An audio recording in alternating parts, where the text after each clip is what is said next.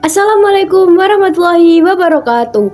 Perkenalkan, saya Devika Dwi Ivana dari kelas 11 IPA 2. Di sini kita bersama-sama akan mempelajari mengenai hukum Bernoulli, mulai dari sejarahnya, fenomena apa yang mendasari, persamaan hukumnya, dan juga penerapan hukum Bernoulli di era modern saat ini. Penasaran? Yuk kita bersama-sama mempelajari mengenai hukum Bernoulli ini. Sebelum kita memasuki secara singkat mengenai hukum Bernoulli, terlebih dahulu kita mengenal prinsip Bernoulli.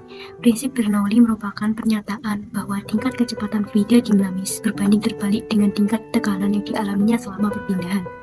Jadi, hukum Bernoulli pertama kali dikemukakan oleh Daniel Bernoulli yang lahir di Belanda dalam sebuah keluarga yang hebat di bidang matematika. Lahir pada tanggal 18 Februari 1700, anak kedua dari 3 bersaudara, sang ibu bernama Dorothea Faulkner dan sang ayah bernama Johann Bernoulli. Sementara untuk pendidikan, Bernoulli menempuh pendidikan filosofi dan logika pada usia 13 tahun. Kemudian lulus pendidikan sarjana pada tahun 1715 dan berhasil meraih gelar master pada tahun 1716. Pada tahun 1718 hingga 1720, Bernoulli harus kembali untuk menempuh pendidikan kedokteran pada tingkat sarjana dan doktor di Heidelberg, Salzburg, dan Basel. Johann sepakat untuk sebatas mengajari Bernoulli tentang matematika dan fisika lanjutan secara pribadi. Pada tahun 1738, Bernoulli berhasil mempublikasikan hasil penelitiannya terkait dengan fluida mekanis dalam sebuah tulisan berjudul Hidrokimia. Di dalam tulisannya tersebut, Bernoulli menjelaskan mengenai dasar teori kinetik gas dan hubungannya dengan hukum Boyle, serta bekerja sama dengan Euler untuk pengembangan persamaan Euler-Bernoulli. Dia menerapkan gagasan konservasi energi ke dalam fluida yang bergerak berdasarkan gagasan awal yang pernah ia pelajari dari ayahnya dulu, yaitu Johann. Melalui penelitiannya tersebut, Bernoulli juga merumuskan efek Bernoulli yang menjelaskan mengenai gaya angkat yang muncul di pesawat sehingga membuatnya terbang di udara. Bernoulli dan keluarganya menjadi ilmuwan yang memberikan dampak sangat besar bagi perkembangan ilmu pengetahuan dan matematika. Daniel Bernoulli meninggal pada 17 Maret 1782 di umur yang ke-82 tahun di Basel, Republik Swiss. Nah, dari sejarah yang telah saya sampaikan tadi, pasti kalian semua merasa penasaran, fenomena apa sih yang mendasari David Bernoulli menciptakan hukum Bernoulli ini? Jadi, penemuan hukum Bernoulli ini dimulai dari dunia kedokteran, di mana berbekal keahliannya dalam matematika, Daniel Bernoulli menemukan cara untuk mengukur tekanan darah. Bernoulli menunjukkan bahwa pada pipa horizontal, tekanan fluida paling besar adalah pada bagian yang kecepatannya paling kecil, dan tekanan paling kecil adalah pada bagian yang kecepatan alirannya paling besar, yang sekarang hal ini dapat disebut juga sebagai asas Bernoulli. Munculnya persamaan Bernoulli didapat dari keseimbangan energi mekanik atau energi kinetik dan energi potensial, bersamaan dengan adanya tekanan yang muncul karena melibatkan perubahan energi, baik antara energi kinetik dan energi potensial. Kita harus mengetahui dulu rumus dari masing-masing energi. Rumus energi kinetik adalah EK sama dengan setengah mv kuadrat. Untuk rumus energi potensial adalah EP sama dengan mgh. Sesuai dengan persamaan Bernoulli, yaitu kerja total atau W total sama dengan perubahan energi kinetik atau delta EK ditambah dengan perubahan energi potensial atau delta EP. Untuk persamaannya sendiri dapat kalian lihat pada tabel presentasi di atas. Untuk keterangannya, P sama dengan tekanan pada setiap penampang, F sama dengan kecepatan aliran air, H sama dengan ketinggian tempat, G sama dengan percepatan gravitasi, Rho sama dengan massa jenis fluida. Penerapan hukum Bernoulli di era modern.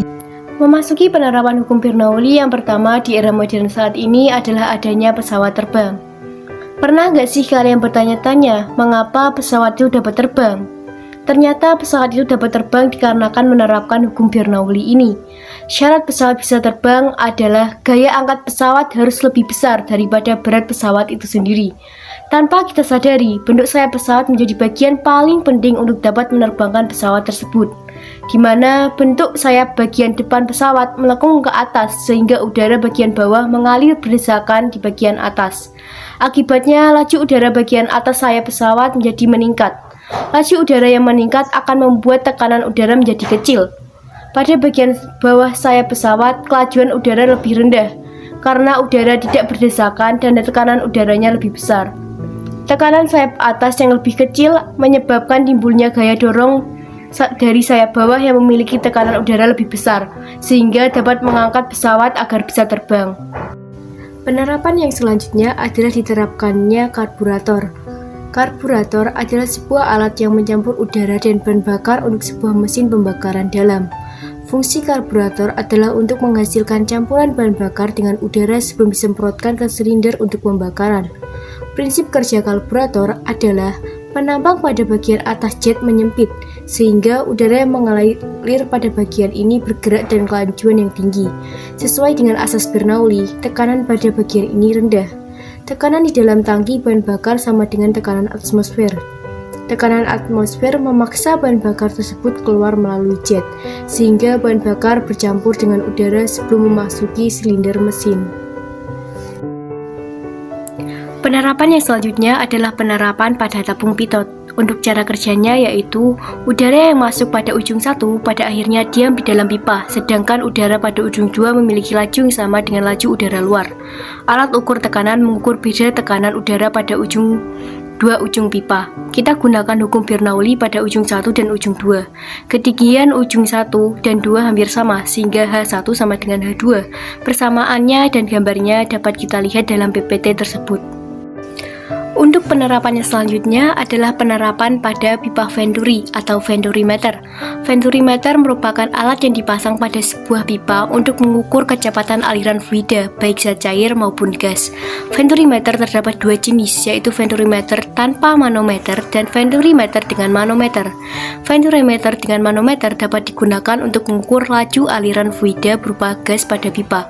Untuk rumusnya sendiri adalah F1 sama dengan akar 2GH per A1 dalam kurung A1 per A2 kuadrat min 1, sedangkan F2 sama dengan akar 2GH per 1 kali dalam kurung A2 per A1 kuadrat. Untuk keterangannya adalah F1 sama dengan kecepatan pada pipa, F2 sama dengan kecepatan pada pipa kecil, G sama dengan percepatan gravitasi, H sama dengan perbedaan tinggi, A1 sama dengan luas penampang pipa besar, A2 sama dengan luas penampang pipa kecil. Nah, tahukah kalian, pada saat kita sedang menyemprotkan parfum sebelum melakukan kegiatan sehari-hari, ternyata kita juga sudah menerapkan hukum Bernoulli, yaitu ketika bola karet diremas, udara yang ada di dalam bola karet meluncur keluar melalui pipa 1. Karenanya, udara dalam pipa 1 mempunyai laju yang lebih tinggi. Karena laju udara tinggi, maka tekanan udara pada pipa 1 menjadi rendah. Sebaliknya, pipa 2 mempunyai laju udara yang lebih rendah, menjadikan pipa 2 mempunyai tekanan udara yang lebih tinggi. Akibatnya, cairan parfum didorong ke atas. Ketika cairan parfum tiba di pipa 1, udara yang meluncur dari dalam bola karet mendorongnya keluar. Begitulah proses hukum Bernoulli diterapkan pada saat kita menyemprotkan parfum. Nah, itu tadi seputar penjelasan mengenai hukum Bernoulli. Semoga apa yang telah saya sampaikan dalam video kali ini dapat bermanfaat bagi kita semua. Akhir kata, wassalamualaikum warahmatullahi wabarakatuh.